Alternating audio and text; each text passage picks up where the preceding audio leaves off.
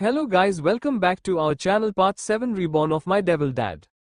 Chapter 31 dining area Mehar, Aditya एक side बैठे हुए थे, साथ में नरेन जी हेड चेयर पर बैठे हुए थे, उनके बगल में नीलम जी के साइड में शिखा, समीरा और रोहन बैठे हुए थे अपनी अपनी चेयर्स पर। मैट सबका ब्रेकफास्ट सर्व कर उन लोगों से थोड़ा डर जाकर खड़ी हो जाती है और सब अपना ब्रेकफास्ट करना स्टार्ट कर देते हैं। आज आरोही आदित्य की गोद में बैठकर अपने नन्हे नन्हे हाथों से खुद ब्रेकफास्ट कर रही थी। जिद करके मेहर और आदित्य ने उसे कितना कहा कि वो उसे खिला देंगे, क्योंकि अगर वो खुद खाएंगी तो उसकी ड्रेस गंदी हो जाएंगी, लेकिन आरोही तो जैसे आज ना मानने के मूड में थी, इसलिए थक हार कर आदित्य अपने हाथ खड़े कर देता है अपनी नन्ही प्रिंसेस के सामने। और मेहर को भी आखिर में वो ये कहकर मना लेती है कि मम्मा अब मैं बहुत जल्द बिग गर्ल होने वाली हूँ, तो अब मैं खुद से खा सकती हूँ। उसकी ये बात सुनकर मेहर प्यार से उसके चीक्स पर किस थ्रोइंग किसेस कर कहती है, एंजल आप अभी छोटी हो इसलिए आप मम्मा की बात मान लो। इस पर आरोही बहुत क्यूटली कहती है, मम्मा प्लीज ना, आप अभी अरु को अपने हैंड से खाने दो ना प्लीज। इतना कहने के बाद वो बहुत क्यूट से एक्सप्रेशन लेकर मेहर को देखने लगती है, तो मेहर तुरंत हाँ में अपना सर हिलाकर उसे परमिशन दे देती है। मेहर के हाँ कहने से आरोही आदि की गोद में बैठे हुए अपने दोनों हाथ ऊपर उठाकर खुशी से चाहते हुए बोली, ये मम्मा मान गई, थैंक यू मम्मा। ये कहकर वो झट से मेहर के गाल पर किस कर देती है, जिससे से मेहर के होठों पर एक हल्की सी स्माइल आ जाती है। आरोही की हरकत देखकर मेहर के फेस पर नर्म भाव आ गए थे कि तभी वहां अपनी स्लीव्स को ठीक करते पीछे से अर्नव की आवाज आती है, जो आरोही से पूछ रहा था, अरु बच्चा आप इतना हैप्पी किस बात पर हो रहे हो। आदित्य की बगल वाली चेयर को खींचकर उस बैठ जाता है और स्माइल करते हुए आगे बोला, क्या आप अपने अर्नव मामू को नहीं बताओगे बच्चा। आरोही से अर्नव को अर्नव कहते हुए नहीं बनता था, इसलिए वो अर्नव को अलनाव बोलती है, तो आप लोग कंफ्यूज मत होना। अर्नव की बात सुनकर आरोही, जो आराम से अपना नाश्ता करने में लगी हुई थी, वो खाना छोड़कर गुस्से से अर्नव की तरफ देखती है। वही अरु को गुस्से में अपनी तरफ देखता पाकर अर्नव प्यार से उसके गाल पर अपना हाथ रख पूछता है, अरु बच्चा आप मुझे इतना गुस्से क्यों देख रहे। क्योंकि मैं गुच्छा हूँ आप चा। आरोही गुस्से से अपने दोनों हाथों को फोल्डकर अपना मुंह फूलते हुए कहती है, लेकिन बच्चा आप अपने अर्नव में से गुस्सा क्यों हो, अर्नव पूछता है। अर्नव का सवाल सुन आरोही आदित्य की तरफ देख बोली, डैडा आप इन 6 कह दो कि ये अरु से बात ना करें। आरोही की ये बात सुनकर अर्नव परेशान हो जाता है। अब भला कौन परेशान नहीं होगा जब उसकी प्यारी सी परी जैसी भांजी उसे गुस्सा हो जाए, जबकि उसे तो रीजन भी नहीं पता था कि आरोही उसे गुस्सा हुई क्यों आखिर।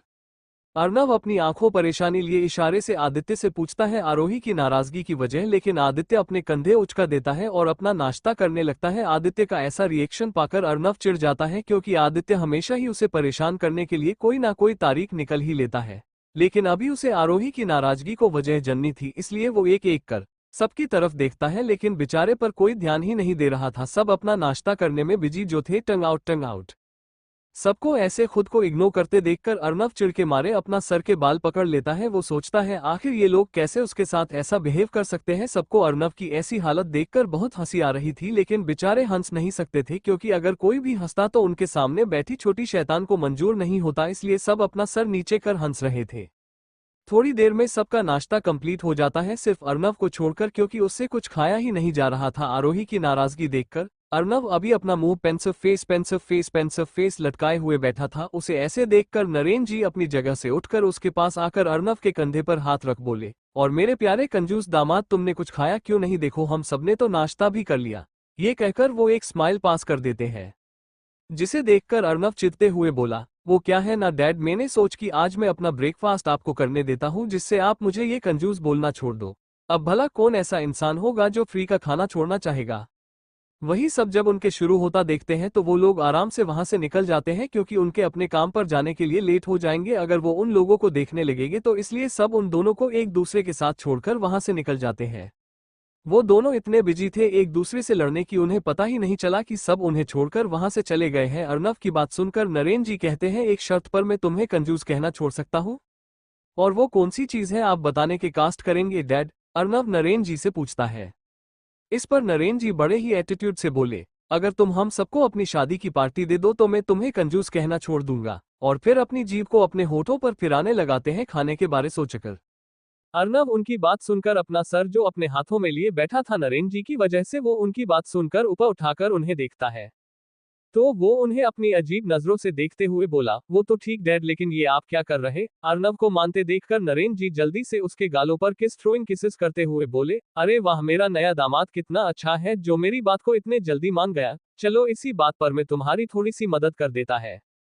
अर्नव जब देखता है कि उसके प्यारे ससुर जी ने अभी क्या किया है तो उन्हें खुद से दूर कर जल्दी से खड़ा होकर चिढ़े हुए स्वर में कहा, डैड आप ये क्या कर रहे हैं? अगर इतना ही किस करने का मन था तो जाकर मॉम को करते, मुझे क्यों कर रहे? स्मर्क स्मर्क स्मर्क स्मर्क वहां से चला जाता है खुद में बड़बड़ाते हुए, एक तो मेरी बीवी मुझे यहाँ खुद को छूने तक नहीं दे रही है और ऊपर से ये मेरे प्यारे ससुर जी अलग ही लेवल के हैं, यक यक यक यक यक यक यक। बेचारा, एक तो पहले सुबह उसकी बीवी ने अच्छा खासा परेशान किया था, उसके बाद आरोही की नाराजगी से वो पहले ही परेशान था, अब तो हद ही हो गई, नरेन जी ने उसे किस करके और परेशान कर दिया। टंग आउट टंग आउट टंग आउट टंग आउट। चैप्टर 32 इंपॉर्टेंट मैसेज सिन कॉर्पोरेशन। मेहर का केबिन। मेहर बहुत ध्यान से फाइल को स्टडी कर उस पर सिग्नेचर कर अपने सामने खड़े रोहन को फाइल दे देती है। फाइल लेने के बाद रोहन मेहर से परमिशन लेकर वहां से चला जाता है। उसके जाने के बाद मेहर वापस से अपना काम करने लगती है जो वो रोहन के आने से पहले कर रही थी। इस वक्त पूरे केबिन पूरी तरफ शांत था, वहां पर सिर्फ कीबोर्ड की केस की आवाज आ रही थी। मेहर के प्रेस करने से मेहर अपने प्यारे फोकस के साथ लैपटॉप की स्क्रीन को देख रही थी, उसका पूरा ध्यान इस वक्त सिर्फ अपने काम पर था। मेहर की लंबी और सुंदर उंगलियां लैपटॉप के कीपैड पर नाच रही होती है कि तभी साइड में रखे उसके फोन पर नोटिफिकेशन की बीप की आवाज आती है, जिसे सुनकर मेहर, जो पूरे फोकस इस वक्त अपने लैपटॉप की स्क्रीन को देखते हुए टाइप कर रही थी, वो उस नोटिफिकेशन की आवाज सुनकर रुक जाती है और वो गर्दन घुमाकर फोन की तरफ देखती है। फोन की स्क्रीन को देखते ही मेहर के एक्सप्रेशन चेंज हो जाते हैं, उसकी स्क्रीन पर शो होते नाम को देखकर, जहां पर हब भी शो हो रहा था। आदित्य के मैसेज का नोटिफिकेशन देखकर मेहर जल्दी से अपना फोन टेबल से उठाकर उसे ओपन कर आदित्य के मैसेज को खोलती है। मैसेज, बेबी कब तक आओगी तुम? याद है ना आज हमें प्रिंसेस को बाहर ले जाना है वरना वो गुस्सा हो जाएगी, इसलिए मैंने आपको याद दिलाने के लिए मैसेज किया है। उसका मैसेज पढ़ने के बाद मेहर रिप्लाई करते हुए लिखती है, नहीं हब्बी मुझे याद है और आप टेंशन मत लो, मैं टाइम पर घर आ जाऊंगी, फिर हम तीनों बाहर जाएंगे, बस अभी कुछ देर में ऑफिस से निकल रही हूँ। इतना टाइप करने के बाद वो मैसेज सेंड कर देती है। दूसरी तरफ आदित्य जैसे ही मैसेज पढ़ता है तो रिप्लाई करते हुए लिखता, बेबी तुम जल्दी से ऑफिस निकालो, मैं भी घर पहुंचने वाला हूँ। इधर कुछ देर में फिर से मेहर के फोन पर नोटिफिकेशन आता है और वो उसे ओपन कर मैसेज पढ़ती है और फिर रिप्लाई करते हुए लिखती है, हब्बी बस मैं निकल ही रही हूँ, कुछ देर में भी घर पहुंच जाऊंगी, बस थोड़ा सा काम वो खत्म करके। इस आदित्य रिप्लाई करते हुए लिखता है, ठीक है बेबी जल्दी से अपना काम करो और ऑफिस से निकालो, वरना अगर तुम लेट हो गई तो हमारी प्रिंसेस गुस्सा हो जाएंगी। आदित्य का मैसेज पढ़कर मेहर होठों पर हल्की सी स्माइल लिए टाइप करती है, आप परेशान मत होइए, मैं बस निकल रही हूँ और मैं हमारी एंजल को गुस्सा नहीं होने दूंगी, आप बेफिक्र रहिए। मेहर ये टाइप कर भेज देती है तो आदित्य बस कॉल टाइप कर रिप्लाई देता है और साथ में अच्छे से आने के लिए भी कहता है। आदित्य मैसेज पढ़कर मेहर अपना फोन बंद कर उसे साइड में रख जल्दी से अपनी फाइल कंप्लीट करती है। फिर अपना सारा सामान समेटकर अपने कैबिन से निकल जाती है और रोहन की मैसेज कर बता देती है कि वो घर जा रही है तो वो बाकी काम संभाल ले। रोहन अपने केबिन में बैठा हुआ कुछ फाइल्स ही चेक कर रहा था, जैसे ही वो अपने पर मैसेज नोटिफिकेशन सुनता है अलवी अपना फोन उठाकर उसे चेक करता है और मेहर का मैसेज पढ़ने के बाद वो उसे रिप्लाई करते हुए ओके लिखकर सेंड कर देता है। इसके बाद वो फिर से अपने काम में लग जाता है। रोहन इस पर जरा रिएक्ट इसलिए नहीं किया क्योंकि उसे पता था जब कभी मेहर ऑफिस जल्दी जाती है तो इसकी वजह सिर्फ एक ही होती है और वो है आरोही, इसलिए वो समझ गया था कि जरूर मेहर के आज जल्दी जाने की वजह भी आरोही होंगी, इसलिए वो नॉर्मली मैसेज पढ़ने के बाद ओके लिखकर रिप्लाई कर देता है। वहीं दूसरी तरफ आदित्य घर पहुंच चुका था और जल्दी से अपनी कार से निकल कर की चाबी गार्ड को दे देता और खुद अंदर चला जाता है। मेहर का केबिन। मेहर बहुत ध्यान से फाइल को स्टडी कर उस पर सिग्नेचर कर अपने सामने खड़े रोहन को फाइल दे देती है। फाइल लेने के बाद रोहन मेहर से परमिशन लेकर वहां से चला जाता है। उसके जाने के बाद मेहर वापस से अपना काम करने लगती है जो वो रोहन के आने से पहले कर रही थी। इस वक्त पूरे केबिन पूरी तरफ शांत था, वहां पर सिर्फ कीबोर्ड की केस की आवाज आ रही थी। मेहर के प्रेस करने से मेहर अपने प्यारे फोकस के साथ लैपटॉप की स्क्रीन को देख रही थी, उसका पूरा ध्यान इस वक्त सिर्फ अपने काम पर था। मेहर की लंबी और सुंदर उंगलियां लैपटॉप के कीपैड पर नाच रही होती है कि तभी साइड में रखे उसके फोन पर नोटिफिकेशन की बीप की आवाज आती है, जिसे सुनकर मेहर, जो पूरे फोकस इस वक्त अपने लैपटॉप की स्क्रीन को देखते हुए टाइप कर रही थी, वो उस नोटिफिकेशन की आवाज सुनकर रुक जाती है और वो गर्दन घुमाकर फोन की तरफ देखती है। फोन की स्क्रीन को देखते ही मेहर के एक्सप्रेशन चेंज हो जाते हैं, उसकी स्क्रीन पर शो होते नाम को देखकर, जहां पर हब्बी शो हो रहा था। आदित्य के मैसेज का नोटिफिकेशन देखकर मेहर जल्दी से अपना फोन टेबल से उठाकर उसे ओपन कर आदित्य के मैसेज को खोलती है। मैसेज, बेबी कब तक आओगी तुम? याद है ना आज हमें प्रिंसेस को बाहर ले जाना है वरना वो गुस्सा हो जाएगी, इसलिए मैंने आपको याद दिलाने के लिए मैसेज किया है। उसका मैसेज पढ़ने के बाद मेहर रिप्लाई करते हुए लिखती है, नहीं हब्बी मुझे याद है और आप टेंशन मत लो, मैं टाइम पर घर आ जाऊंगी, फिर हम तीनों बाहर जाएंगे, बस अभी कुछ देर में ऑफिस से निकल रही हूँ। इतना टाइप करने के बाद वो मैसेज सेंड कर देती है। दूसरी तरफ आदित्य जैसे ही मैसेज पढ़ता है तो रिप्लाई करते हुए लिखता, बेबी तुम जल्दी से ऑफिस निकालो, मैं भी घर पहुंचने वाला हूँ। इधर कुछ देर में फिर से मेहर के फोन पर नोटिफिकेशन आता है और वो उसे ओपन कर मैसेज पढ़ती है और फिर रिप्लाई करते हुए लिखती है, हब्बी बस मैं निकल ही रही हूँ, कुछ देर में भी घर पहुंच जाऊंगी, बस थोड़ा सा काम वो खत्म करके। इस आदित्य रिप्लाई करते हुए लिखता है, ठीक है बेबी जल्दी से अपना काम करो और ऑफिस से निकालो, वरना अगर तुम लेट हो गई तो हमारी प्रिंसेस गुस्सा हो जाएंगी।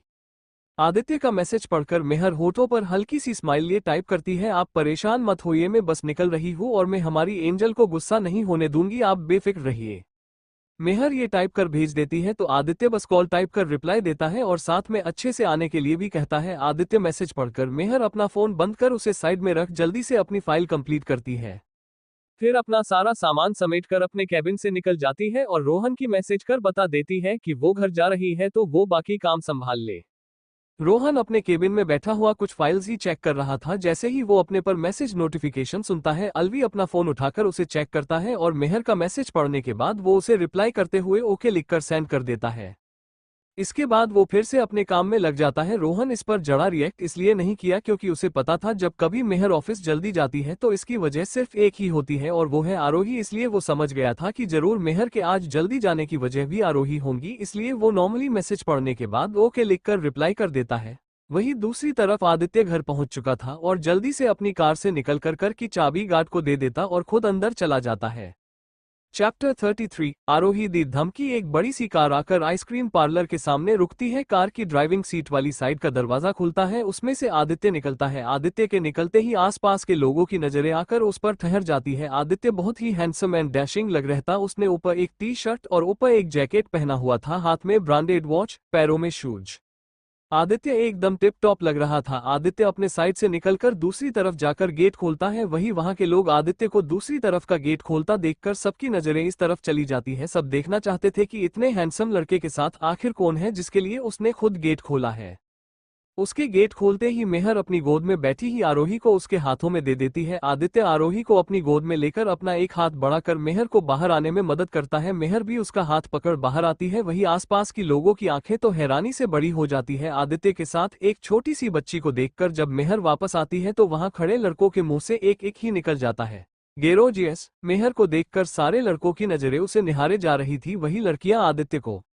आरोही अपने मॉम डैड को इतने सारे लोगों देखते देखकर गुस्से से उन लोगों को घूर कर देखने लगती है। वही जो लोग अभी तक उन लोग को देख रहे थे, उन लोगों को अपने ऊपर किसी की गुस्से से घूरती हुई नजरों की तपिश महसूस कर वो लोग अपना सिर घुमाकर आसपास देखते हैं तो लोग देखते आदित्य की गोद में डॉल जैसी छोटी सी बच्ची उन लोगों गुस्से से घूर रही है तो लोग डर जाते हैं क्योंकि आरोही बहुत ही गुस्से उन लोगों को देख रही थी, जैसे अभी वो उनको घुटकर ही मार देंगी। इसलिए सब अपनी नजरें फेरकर इधर उधर देखने लगाते हैं। मेहर के बाहर आने के बाद आदित्य मेहर और आरोही को अपने साथ लेकर आगे बढ़ जाता है। वहीं जब सब लोगों तीनों को एक साथ देखते तो वो लोग देखते ही रह जाते हैं। भले ही अभी कुछ देर पहले वो लोग आरोही के डर की वजह से इधर उधर देखने लगे थे, लेकिन जब उन लोगों ने अच्छे से तीनों लोगों को साथ देखा तो वो तीनों बिल्कुल एक परफेक्ट फैमिली लग रहे थे। उन तीनों से आता और उन्हें सबसे अलग बना रहा था। तीनों आइसक्रीम पार्लर के अंदर जाकर एक कॉर्नर साइड टेबल पर जाकर बैठ जाते हैं। उनके बैठते ही एक वेटर उन लोगों के पास आकर बड़े पोलाइटनेस के साथ पूछता, sir what do you want to order. Waiter की आवाज सुनकर आदि एक नजर उसे देख कहा, 3 बटरस्कॉच ले आओ और हाँ जल्दी लाना, अगर थोड़ी सी भी देर की तो मुझे बुरा कोई नहीं होगा, आदित्य उसे धमकी देते हुए बोला।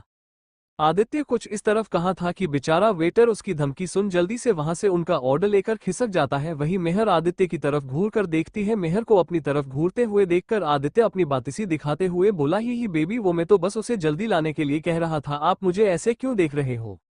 आदित्य की बात सुन और उसके मासूम एक्सप्रेशन देखकर मेहर हर बार की तरफ इस बार कुछ नहीं कह पाती। बेचारी की यही तो प्रॉब्लम थी कि ये दोनों बाप बेटी किसी को भी डरते और धमकते और बाद में ऐसे मासूम बन जुटे हैं जैसे इन दोनों से प्यारा और मासूम कोई हो ही ना, सब उन्हें फालतू में परेशान करते हैं। आदित्य की शक्ल देखकर मेहर एक ठंडी सांस लेती है और उसे देखकर ना में अपना सर हिलाकर कहती है, कुछ नहीं हब्बी, मैं बस ऐसे ही आपको देख रही थी। इसके बाद मेहर अपना फोन चलाने लगती है। वही आइसक्रीम पार्लर के अंदर बैठे लोग उन तीनों को घूर कर देख रहे थे। लड़के तो जैसे मेहर के ऊपर से नजर हटाने को तैयार ही नहीं थे और हमारी नन्ही शैतान जो काफी देर से चुपचाप बैठी हुई सब लोगों को अपनी फैमिली को घूरते देखकर गुस्से से लाल पीले हो रखी थी, वो आदित्य की जैकेट को खींचकर उसका ध्यान अपनी तरफ लाती है। आदित्य जो मेहर को देखने में बिजी था, वो जब अपनी जैकेट को खिंचता हुआ महसूस करता है तो अपनी नजरें नीचे कर आरोही की सीट की तरफ देख पूछता है, क्या हुआ प्रिंसेस, आप मेरी जैकेट क्यों खींच रहे हो?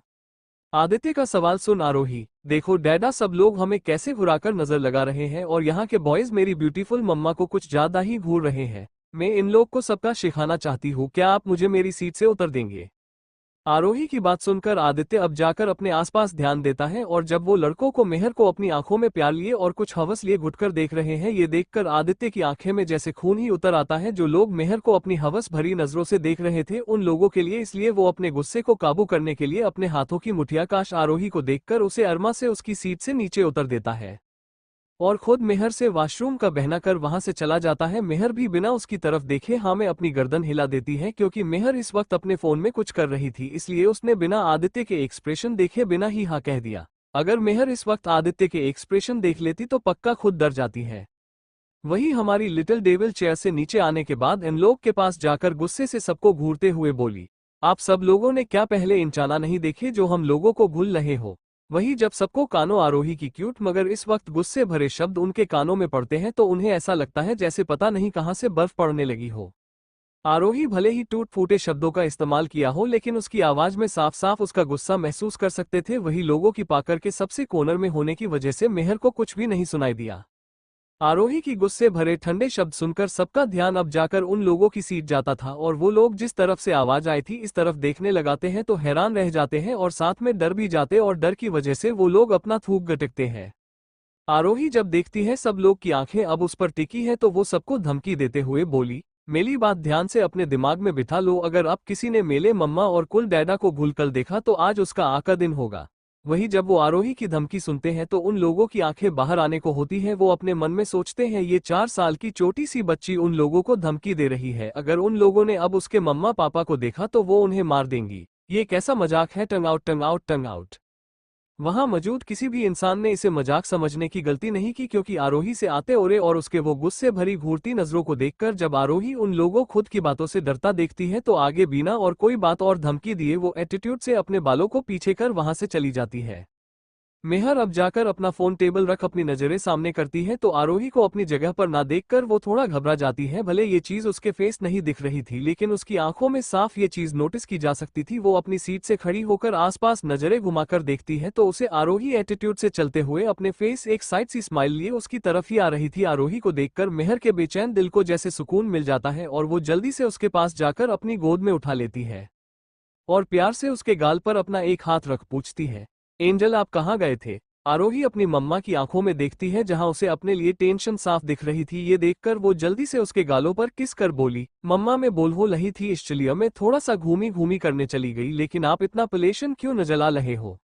आरोही का सवाल सुन मेहर नामे अपनी गर्दन हिलाते हुए बोली, कुछ नहीं एंजल, बस मम्मा ने जब आपको अपनी सीट पर नहीं देखा तो बस मम्मा थोड़ा सा आपके लिए वरी हो गई थी। मेहर की बात सुन आरोही क्यूटल कहती है, ओह मम्मा आप कब छे इतनी छोटी सी बात के लिए वाली होने लगे, आप तो मेले स्ट्रॉन्ग मम्मा हो।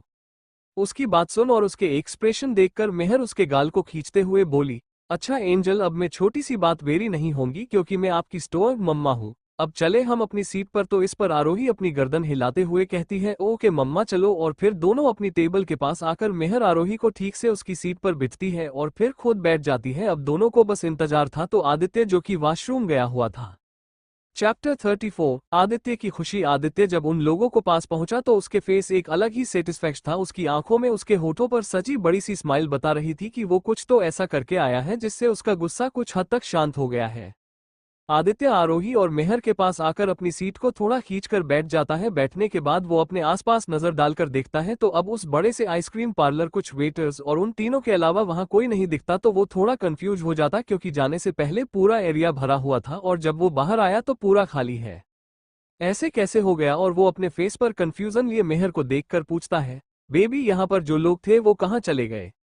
मेहर जो आरोही को आइसक्रीम खिला रही थी वो आदित्य का सवाल सुन उसकी तरफ देख अजान बने हुए कहा, हब्बी मुझे नहीं पता, मैं तो एंजल को आइसक्रीम खिलाने में बिजी थी इसलिए मैंने ध्यान नहीं दिया। मेहर की बात सुनकर आदित्य शक भरी निगाहों से उसे देखता है, जैसे पता करने की कोशिश कर रहा है क्या सच में उसे पता नहीं है या फिर उसकी बेबी अजान बनने की एक्टिंग कर रही है। लेकिन मेहर के फेस पर उसे ऐसा कोई एक्सप्रेशन नजर नहीं आता जिसे उसे सच पता चल सके। वही हमारी नन्ही शैतान अपने मुंह पर हाथ रख धीरे से हंस रही थी अपनी मम्मा के झूठ पर। कुछ देर पहले ही मेहर के गार्ड्स ने यहाँ के सारे लोगों बाहर निकल दिया और ये एरिया पूरा खाली करवा दिया था कुछ ही सेकंड्स। भले मेहर ने पूरी कोशिश की थी कि इन दोनों बाप बेटी में से किसी को पता ना चले कि उसने ही करवाया है, और इसके लिए उसने गार्ड्स को इंस्ट्रक्शन दिए थे कि बिना किसी शोर शराबे के ये जगह खाली हो जानी चाहिए, क्योंकि उसे बर्दाश्त नहीं कोई भी उसके बेटी और पति को अपनी बुरी नजर से देखे। और जब मेहर ने देखा जब से वो लोग यहाँ आए तो यहाँ मौजूद लड़कियां कैसे आदित्य को अपनी ललचाए आंखों से देख रही है, तो उसे बर्दाश्त नहीं हुआ और अपने गार्ड्स को बुलाकर सारा का सारा रेस्टोरेंट खाली करवा दिया और उन लड़कियों को अच्छा सबक सिखाने के लिए ऑर्डर भी टेक आगे से वो कभी भी किसी मर्द को अपनी हवस और ललचाए आंखों से ना देखे।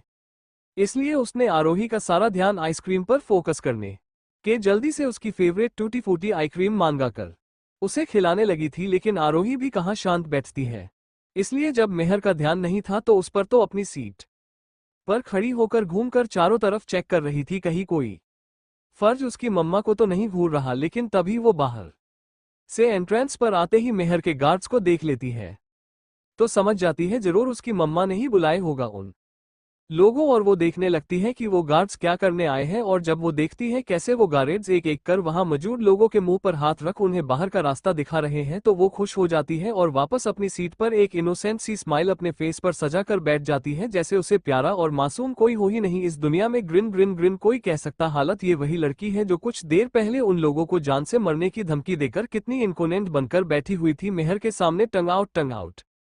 आदित्य मेहर का आंसर सुन आगे उसे कुछ नहीं पूछता और अपनी आइसक्रीम उठाकर खाने लगता है। मेहर जब देखती है आदित्य आगे और कुछ नहीं पूछ रहा तो वो एक रहता की सांस लेती है और अपनी प्यार भरी नजरों से उसे देखने लगती है। आदित्य बिल्कुल बच्चों की तरफ अपनी आंखें बंद किए हुए अपनी हाथ में पकड़ी आइसक्रीम को खा रहता एक आवाज के साथ। कुछ देर आदित्य को देखने के बाद मेहर वापस से आरोही को खिलाने लगती है। आदित्य अपनी आधी आइसक्रीम खत्म करने के बाद अपनी आंखें खोलकर अपनी बेटी और बेबी को देखता है। मेहर को देखकर एक मुस्कान लिए अपने मन में बोला, बेबी तुम क्या समझती हो कि कोई बात की नजारों से छुप सकता है? मुझे पता है ये एरिया तुमने अपने गार्ड्स को बुलाकर खाली करवाया है अपनी पोसिवनेस के चलते, क्योंकि तुम्हें ये बिल्कुल मंजूर नहीं कि भी अपनी बुरी और हवस भरी आंखों से मुझे देखे। खुद में ही ये सोचकर वो मुस्कुराने लगाता है क्योंकि आदित्य को मेहर की ये खुद के लिए पोसिव होना बहुत पसंद आया था। कुछ देर में वो लोग अपनी आइसक्रीम खत्म कर आदित्य उसकी पेमेंट करता है और साथ में वाहन के वेटर्स को टिप भी देता है। आखिर वो इतना खुश जो था मेहर की पोसेवनेस देखकर। उन लोगों टिप देने के बाद वो तीनों वहां से निकल जाते हैं मेंशन की तरफ। वहीं दूसरी तरफ फिल्म सिटी आन्या का आज एक एड शूट था जो कि टाइम ना होने की वजह से रात में शूट होना था। ये एक क्लॉथ ब्रांड का शूट था जिससे आन्या ने बहुत पहले ही साइन किया था, लेकिन वो अपनी फिल्म की शूटिंग में इतना बिजी हो गई थी कि उसे याद ही नहीं रहा इस शूट के बारे और बेचारी आज की शूटिंग की वजह से पहले ही थकी हुई थी। लेकिन जब उसके मैनेजर ने उसे इस शूट के बारे में बताया तो आन्या ने उसे सुबह की सॉफ्ट में रखने के लिए भी बोला था, लेकिन आन्या की मैनेजर ने उसे बताया कि आज ही शूट करना पड़ेगा क्योंकि ये लोग बहुत टाइम से उसका खाली होने का वेट कर रहे, लेकिन अब उनकी ब्रांड की लॉन्चिंग डेट बहुत पास है इसलिए वो लोग रिक्वेस्ट कर रहे। आन्या वैसे बहुत थकी थी लेकिन वो अपनी वजह से किसी का नुकसान हो वो कभी नहीं चाहेगी, इसलिए उसने शूट के लिए हाँ कर दी और तुरंत यहाँ आ गई।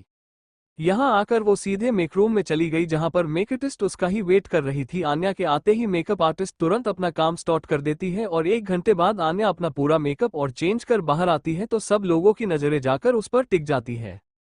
आन्या रॉयल ब्लू कलर की वॉलगाउन में एकदम किसी रियासत की प्रिंसेस की तरह लग रही थी। सब लोग आन्या को देखकर अपना मुंह खोले उसे देख जा रहे थे। आन्या जब सबका ऐसा रिएक्शन देखती है तो वो मुस्कुराते हुए अपने पास में खड़ी लड़की के पास जाकर उसका मुंह अपने हाथ से बंद करते हुए तेज आवाज में बोली, अरे आप लोग अपना मुंह तो बंद कर लो नहीं तो मक्खियां घुस जाएंगी आप सबके मुंह में। ये कहकर वो अपने मुंह पर हाथ रख हंसाने लगती है। वहीं पास में मौजूद खड़े वर्क्स आन्या की आवक सुनकर अपने सेंस में आते हैं। सभी एक साथ कहते हैं, मैम आप बिल्कुल प्रिंसेस लग रही है और आपकी ये मुस्कुराहट, हाय मैम आप सच में बहुत खूबसूरत लग रही है। उन सबकी तारीफ सुनकर आन्या शिमरने की एक्टिंग करते हुए अपने बालों को थोड़ा सा कान के पीछे कर बोली, क्या आप लोग भी मेरी झूठी तारीफ कर रहे? आन्या ऐसे देखकर उसके बगल में खड़ी मेकअप आर्टिस्ट बोली, अरे देखो तो हमारी आन्या मैडम शर्मा रही है, हाय मैं कोई सपना तो नहीं देख रही हूँ। और वो खुद को पिंच करने की एक्टिंग करने का दिखावा करती है। वही उस मेकअप आर्टिस्ट की बात सुनकर सब हंसने लगाते हैं क्योंकि सबको पता था आन्या शायद ही जो कभी शर्माती होंगी। यहाँ जितने भी लोग थे वो पहले कई बार आन्या के साथ काम कर चुके थे और आज तक उन लोगों ने कभी आन्या को शर्माते नहीं देखा था, इसलिए जब मेकअप आर्टिस्ट ने वो बात बोली तो सब हंसने लगे। वही आन्या जो अभी शर्माने की एक्टिंग कर रही थी, वो जब अपने बगल में खड़ी मेकअप आर्टिस्ट की बात सुनती है तो गुस्से से अपना मुंह फूला कर बोली, तुम मेरा मजाक उड़ा रही हो, देखो तुम्हारी वजह से सब हंस रहे हैं, मुझे जाओ, मैं तुमसे बात नहीं करूंगी। ये कहकर वो अपना मुंह फेर कर खड़ी हो जाती है। जब वो लड़की आन्या को ऐसे गुस्से से अपना मुंह फूलते देखती है तो अपनी हंसी को कंट्रोल कर सबको इशारे से कंट्रोल कर बोला, आन्या के शोल्डर्स को पकड़ अपनी तरफ कर उसका फेस कर प्यार से उसके गाल खींचते हुए बोली, और देखो तो हमारी सुपरस्टार आन्या मैडम तो हमसे गुस्सा हो गई है, अब ऐसा क्या किया जाए जिससे इनका मूड ठीक हो जाए। इतना कहकर वो लड़की सोचने की एक्टिंग करती है, फिर एक चुटकी बजाते हुए बोली, आइडिया, और ये बोलकर वो आन्या को गुदगुदी करने लगती है। उसके ऐसा करते हैं आन्या जो अपना मुंह फुलाकर खड़ी हुई थी वो खिलखिलाकर हंसने लगती है। वही सब जब आन्या को ऐसे हंसते देखते हैं तो सब मुस्कुराते हुए उसकी हंसी में खोकर आन्या को देखने लगते हैं। अभी वो लोग देख ही रहे थे कि तभी उनके पीछे से एक गंभीर और रौबदार आवाज सुनाई देती है, जिसे सुनकर सब अपने सपनों की दुनिया से बाहर आ जाते और जल्दी से वहां से भाग जाते हैं अपने काम पर, क्योंकि उन्हें पता था अगर वो लोग यहाँ ऐसे खड़े रहे तो पक्का उनके पीछे खड़ा आदमी उन्हें यहाँ से निकल देंगे बिना एक मिनट गवाए। आन्या जब उस आवाज को सुनती है तो मुस्कुराते हुए अपने सामने देखने लगती है। उसके बगल में खड़ी लड़की तुरंत अपने मेकअप रूम के अंदर घुस जाती है, सामने खड़े इंसान को देखकर जैसे पता नहीं कौन सा भूत देख लिया हो। आन्या के सामने बहुत ही डैशिंग पर्सनैलिटी लिए यही कोई 26-27 साल का आदमी खड़ा हुआ था, हाथों में ब्रांडेड वॉच, पैरों में ब्रांडेड शूज, आंखों पर नाइट शेड्स लगाए हुए, एक ब्राउन कलर का बिजनेस सूट पहने हुए खड़ा था, जिसे देखकर आन्या के फेस 440 वोल्ट की मुस्कुराहट आ गई थी और वो एक तक उसे प्यार से निहारे जा रही थी। वही उसके सामने खड़ा हुआ इंसान बिना किसी एक्सप्रेशन के उसे घूर रहा था। चैप्टर 35 कुणाल और आन्या। आन्या के सामने जो इंसान खड़ा था वो और कोई नहीं कुणाल कपूर था, जो कि एक फैशन इंडस्ट्री में एक जाना माना नाम बन गया था सिर्फ एक साल में ही, लेकिन इसके बारे किसी को जरा कुछ पता नहीं जिसे ये कहां से आया है। आज तक किसी को ये भी पता नहीं चला था कि ये दिखाता कैसा, क्योंकि कुणाल ने आज तक अपनी शक्ल मीडिया को नहीं दिखाई थी। अब क्यों, ये तो वही जान सकता है। कुणाल दिखाने बिल्कुल हीरो जैसे था, मस्कुलर बॉडी, 6 पैकअप्स, गोरा रंग, समुद्र जैसी गहरी आंखें, 6.1 हाइट। कुणाल कपूर फैमिली का इकलौते वारिस था। कुणाल की फैमिली लंदन की जानी मानी फैमिली में से एक थी, लेकिन 3 साल पहले हुए एक हादसे में इन्होंने अपने प्यार, मॉम डैड सबको एक साथ खो दिया। अब फैमिली के नाम पर इनके पास बस मेहर और इनका 5 साल का बेटा है, जिसके लिए ही ये जी रहे हैं, वरना अपने परिवार खून के बाद जैसे कुणाल के अंदर जीने की कोई इच्छा ही नहीं बची थी। और ये पूरे 1 साल तक कोमा में थे। जब ये कोमा से बाहर आए तब इन्हें पता चला था कि क्या हुआ था, जिस वजह से आज ये बिल्कुल खड़ूस और गुस्सैल इंसान बन गए। कुणाल सिर्फ अपने बेटे और मेहर से ढंग से बात करता है और बाकी सबसे तो जैसे इन्हें कोई मतलब ही नहीं है। इंट्रोडक्शन के लिए बस इतना ही, चलिए आते वापस से स्टोरी में। आन्या तो जैसे कोई होश ही नहीं रहता कुणाल को अपने सामने देखकर, इसके कानों बस रोमांटिक वॉलिन की धुन सुनाई दे रही थी और वो एक तक कुणाल के हैंडसम फेस को निहारे जा रही थी प्यार से। वही कुणाल जब बहुत देर तक आन्या को एक पोजीशन में खड़े खुद को देखते देखता है तो वो धीरे से अपने कदम आन्या के पास बढ़ा देता है। कुणाल को अपने पास आते देखकर तो आन्या की हार्टबीट 100 की स्पीड से चलने लगती है और अपनी बढ़ी हुई दिल की धड़कनों के साथ कुणाल को अपने करीब आते हुए बस प्यार भरी नजरों से देखे जा रही थी। उसे ये भी पता नहीं चलता कि कुणाल कब से उसे आवाज दिए जा रहा है, लेकिन आन्या के कानों में तो बस रोमांटिक सॉन्ग ही सुनाई दे रहा था, उसे कुणाल की आवाज तो सुनाई ही नहीं दे रही थी। कुणाल जब देखता है कि आन्या तो उसकी बात ही नहीं सुन रही है तो वो थोड़ा गुस्से इस बार उसका नाम लेता है, मिस आन्या महेश्वरी, क्या आपको मेरी बात नहीं सुनाई दे रही है? कुणाल की गुस्से भरी आवाज को सुनते ही आन्या, जो कुणाल के साथ अपने उसके रोमांस करते हुए सपनों में खो गई थी, वो उसकी इतनी भयानक आवाज सुनकर तुरंत अपनी दुनिया से वापस आकर हड़बड़ाते हुए बोली, जी मिस्टर कपूर, आप कुछ कह रहे हैं क्या? उसके ऐसे हड़बड़ाते हुए देखकर कुणाल गुस्से से बोला, मिस महेश्वरी, क्या आपको आज अपना शूट करना है या नहीं? कुणाल की बात सुनकर आन्या कंफ्यूजन से कुणाल को फेस देखकर बोली, जी मैं कुछ समझी नहीं, आप क्या कहना चाहते हैं? ऑफ कोर्स करना उसी के लिए तो आई हूं मैं। तो फिर आप ऐसा क्यों कह रहे हैं? आन्या की बात सुन कुणाल वैसे रुडली बोला, तो फिर आपने यहाँ पर भीड़ को क्यों इकट्ठा किया हुआ था? खुद के साथ सबको यहाँ उलझा कर रखा था। खैर ये सब छोड़िए और जाकर अपना शूट कंप्लीट कीजिए, क्योंकि अगर आज आपने कोई बहाना बनाया तो फिर देखिएगा मैं क्या करता हूँ आपके साथ। तो थी बेहतर होगा कि यहाँ गप्पे लड़ना बंद कर सिर्फ आपने काम पर ध्यान दीजिए। इतना कहने के बाद कुणाल वहां से तुरंत चला जाता है। आन्या कोई भी बात सुने बिना वही कुणाल की ऐसी बातें सुनकर हमारी आन्या का पूरा फेस गुस्से लाल हो गया था और वो कुणाल को ऐसे जाते देखकर खुद से कहती है कितना खड़ूस इंसान है ये आदमी, जब भी मिलता बस मुझे सुनकर चला जाता बिना मेरी कोई बात सुने। इसे तो मैं एक दिन अच्छे से सबका सिखाकर रहूंगी बड़ा मुझे, यानी आन्या महेश्वरी को अपना एटीट्यूड दिखाने वाला मैं देखती हूँ। कब तक तुम मुझे अपना ये एटीट्यूड दिखाते हो, एक ना एक दिन मैं तुम्हें अपने प्यार में गिरा कर तुमसे सारे बदले लूंगी। मिस्टर कुणाल कपूर खुद से ऐसा कहते हुए अपने पैर पटक कर चली जाती है गुस्से से अपने शूट के लिए। आदित्य, मेहर और आरोही की कार आकर मेंशन के बाहर रुकती है और वो तीनों कार से बाहर आकर सीधे अंदर चले जाते अपने कमरे की तरफ। कमरे पहुंचकर पहले मेहर आरोही को कपड़े चेंज करती है और खुद के चेंज कर आरोही को बेड पर लिटाकर थपकी देने लगती है उसे सुलाने के लिए, क्योंकि आरोही को सुबह स्कूल भी जाना था इसलिए मेहर उसे चेंज कराकर सुलाने लगी थी। वो लोग पहले घर से डिनर करके आइसक्रीम खाने गए थे और अब रात के 10:30 बज रहे थे। वही आदित्य एक नजर बेड पर डालता जहां मेहर आरोही को अपने सीने से लगाकर खुद उसे सुला रही थी। उन दोनों को देखने के बाद आदित्य क्लोजेट में जाता हुआ और वहां से अपने नाइट वियर लेकर वॉशरूम चलता है फ्रेश होने के लिए। कुछ देर में आदित्य चेंज कर बाहर आता है। बाहर आकर आदित्य बेड की तरफ चला जाता है जहां पहले से मेहर आरोही को लिए लेती हुई थी। आदित्य उन दोनों के पास पहुंचकर अपना फोन साइड टेबल पर रख खुद भी लेट जाता है और वो देखता है मेहर आरोही को सुलाते हुए खुद भी सो गई है, लेकिन वो ढंग से नहीं लेती हुई है। ये देखकर आदित्य धीरे से आरोही को मेहर से दूर कर उसे बीच में करता है, फिर बहुत ही आराम से मेहर को लिटाने के जैसे टच करता है। तो कच्ची नींद में होने की वजह से मेहर तुरंत जग जाती है और आदित्य को अपने सामने देखकर वो उसे देखने लगती है। तो आदित्य उसे जब देते हुए बोला, बेबी तुम अनकंफर्टेबल थी ऐसे, इसलिए बस मैं तुम्हें सही से लिटा रहा था लेकिन तुम तो उठ गई। आदित्य बुरा लगता है उसके थोड़ी सी हरकत से मेहर की नींद डिस्टर्ब हो गई है। एक तो वैसे ही मेहर बहुत कम आराम करती है, अपने जिम्मेदारी को चलते उसे फर्स्ट ही नहीं मिलती खुद के लिए, और आज जब वो जल्दी सो गई तो उसने उसे जगा दिया। ये सोचकर आदित्य के फेस पर गिल्टी एक्सप्रेशन आ जाते हैं। मेहर जो उसे ही देख रही थी वो उसके एक्सप्रेशन देखकर तुरंत समझ जाती है कि आदित्य क्या सोच रहा है, इसलिए वो अच्छे से बेड पर लेटकर आदित्य का हाथ को अपने हाथ पकड़ मजबूती से दबाकर कहती है, अभी आपको गिल्टी फील करने की जरूरत नहीं है, मैं अभी गहरी नींद में नहीं सोई थी और कच्ची होने की वजह से बस मेरी आंख खुल गई, तो आप आराम से लेट जाए बिना ज्यादा इस बारे सोचे हुए, ठीक है। मेहर की बात सुनकर आदित्य उसकी आंखों में देखता है तो मेहर अपनी पलकें झपकाकर उसे ना सोचने के लिए कहकर उसे बेड पर लेटने का इशारा करती है। ये देखकर आदित्य जल्दी से आगे बढ़कर मेहर को फोरहेड पर किस उसे गुड नाइट विश करता है और आरोही को फोरहेड किस कर मेहर की कमर पर अपना हाथ रखकर उनकी तरफ अपना मुंह कर लेट जाता है मुस्कुराते हुए। मेहर हल्की सी स्माइल अपने चेहरे आप लाकर आदित्य की आंखों में देखती रहती है और दोनों कब एक दूसरे को देखते हुए गहरी नींद में चले जाते हैं। Thanks for watching videos. Subscribe for more interesting story audio.